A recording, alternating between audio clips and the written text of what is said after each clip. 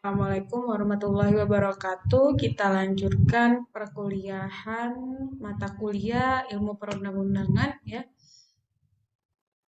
Kalau kemarin kita sudah pernah bahas hierarki, kemudian juga perbedaan antara peraturan dengan peraturan kebijakan gitu ya. Nah, hari ini kita bahas organ pembentuk peraturan perundang-undangan. Nah, jadi kalau kita harus ingat bahwa ya kalau orang hukum harus tahu kalau dibilang peraturan perundang-undangan itu bukan cuma undang-undang, tetapi yang sebagaimana yang ada di dalam hierarki ya. Mulai dari Undang-Undang Dasar sampai Perda ya, pasal 7 Undang-Undang 1211 tentang pembentukan peraturan perundang-undangan itu bahwasanya itu semuanya adalah mencakup peraturan perundang-undangan. Nah, untuk kewenangan pembentuk peraturan perundang-undangan itu juga berbeda. Yang pertama ya DPR. Nah, DPR bersama Presiden. Nah, ini juga bahasa di dalam Undang-Undang Dasar ya. Merupakan organ utama dalam pembentukan peraturan perundang-undangan khususnya undang-undang ya. Hal ini tercermin pada fungsi dari DPR itu sendiri.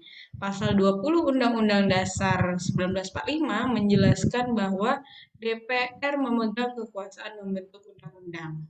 Fungsi ini merupakan salah satu dari tiga fungsi DPR dalam pasal 20A Undang-Undang Dasar 1945 yang menyatakan bahwa DPR memiliki fungsi legislasi, fungsi anggaran, dan fungsi pengawasan. Ingat itu lengkap gitu ya, legislasi, anggaran, dan pengawasan. Nah, legislasi ini adalah kewenangan dari DPR untuk membentuk peraturan perundang-undangan, membentuk undang-undang khususnya. Selain wewenang tersebut, dalam melaksanakan fungsi legislasi, DPR mempunyai tugas lain. Yang pertama, menyusun, membahas, menetapkan, dan menyebarluaskan program legislasi nasional. Yang kedua, menyusun, membahas, dan menyebarluaskan rancangan undang-undang. Yang ketiga, menerima rancangan undang-undang yang diajukan oleh DPD berkaitan dengan otonomi daerah, hubungan pusat dan daerah, pembentukan dan pemekaran, serta penggabungan daerah, pengelolaan sumber daya alam dan sumber daya ekonomi lainnya, serta perimbangan keuangan pusat dan daerah. Jadi dalam hal ini ya, itulah kewenangan-kewenangan yang dimiliki DPR. Tapi untuk khusus mengenai kewenangannya sebagai organ pembentuk peraturan perundang-undangan, maka DPR ini berwenang untuk membentuk undang-undang. Kemudian yang kedua presiden. Nah, presiden merupakan pemegang kekuasaan eksekutif tertinggi dalam sistem ketatanegaraan Indonesia. Menurut Bagirmanan, menurut Prof. Bagir, bahwasannya ditinjau dari pembagian kekuasaan, tugas dan wewenang presiden sebagai eksekutif dapat dikelompokkan ke dalam beberapa golongan, yaitu kekuasaan penyelenggaraan pemerintahan, kekuasaan di bidang perundang-undangan, kekuasaan di bidang justisial, dan kekuasaan dalam hubungan luar negeri. Kekuasaan di bidang perundang-undangan ini terdiri dari yang pertama, kekuasaan membentuk undang-undang, yang kedua, kekuasaan membentuk peraturan pemerintah, yang ketiga, kekuasaan menetapkan peraturan presiden, dan yang keempat, kewenangan menetapkan peraturan pemerintah pengganti undang-undang. Jadi, ini adalah kekuasaan di bidang perundang-undangan yang dapat dimiliki oleh presiden sebagai organ pembentuk peraturan perundang-undangan. Nah, jadi bukan cuman bisa mengusulkan undang-undang, kemudian membahas undang-undang bersama DPR, tetapi presiden juga bisa membentuk peraturan pemerintah, Perpres dan Perpu.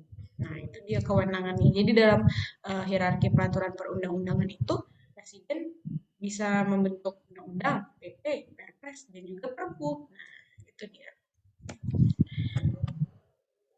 Kemudian DPD, dalam proses pembentukan undang-undang, DPD juga memegang fungsi yang tidak boleh diabaikan, khususnya dalam pasal 22 di ayat 1 Undang-Undang Dasar, bahwasanya DPD dapat mengajukan kepada DPR, ya, sifatnya mengajukan kepada DPR, rancangan undang-undang yang berkaitan dengan otonomi daerah.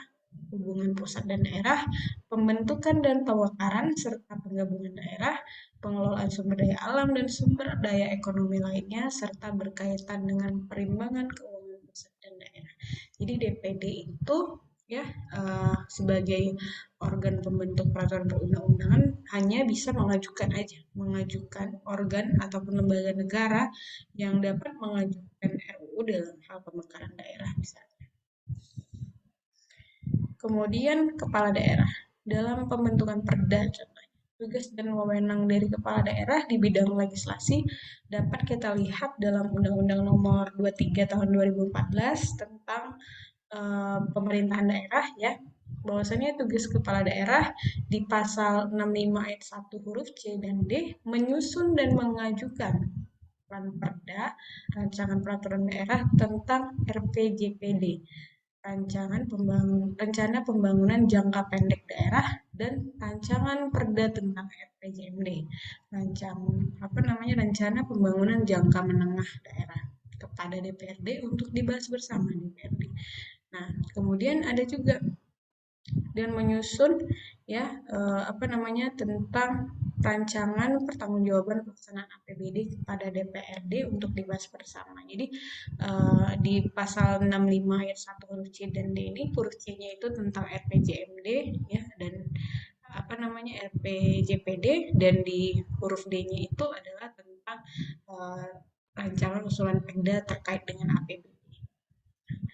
Kemudian di pasal 65 ayat 2 huruf A dan B, nah ini dia fungsi dari kepala daerah menurut saya untuk mengajukan rancangan peraturan daerah dan menetapkan perda yang telah mendapat persetujuan bersama DPRD.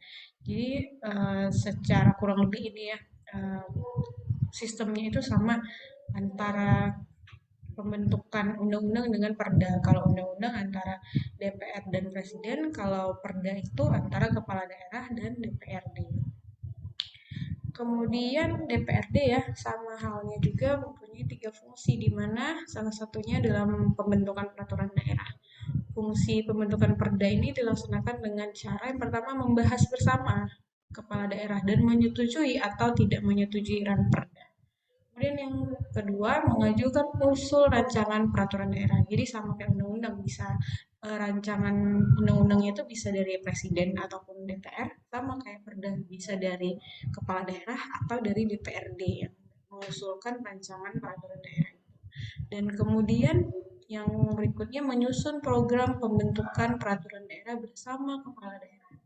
Nah, ini juga menjadi kewenangan dari DPRD khususnya sebagai organ pembentuk peraturan perundang-undangan khususnya peraturan daerah. Nah, itu dia tadi semua secara keseluruhan dalam hierarki peraturan perundang-undangan. Jadi kita udah tahu siapa yang buat undang-undang, buat PP, Perpres sampai perda. Nah, itu dia organ pembentuk peraturan perundang-undangan yang berwenang ya, untuk membentuk peraturan perundang-undangan itu ya. Demikian perkuliahan kita pada hari ini. Terima kasih. Wassalamualaikum warahmatullahi wabarakatuh.